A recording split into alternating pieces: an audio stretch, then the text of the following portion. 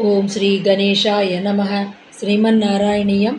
ओम श्री कृष्णाय परब्रह्मणे नमः। दशकं 70 श्लोका 10। औक्षकाणि परिधावत दूरं वीक्ष्य तामयमिहोक्षविभेदी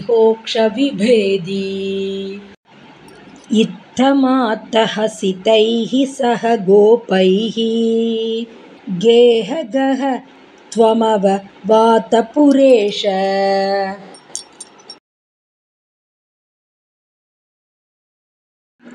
Word by word meaning. Hey Aukshakani, O herds of bulls, Duram Paridhavata, run far away. I am Iha, this one here. Uksha Vibhedi is a slayer of bulls. Vikshyatam, see. Itham, thus. Atta Hasitaihi, Gopaihi Saha, with the Gopas who were joking. Gehagaha Tvam, thou who didst go home. He Vatapuresha, O Lord of Guruvayur.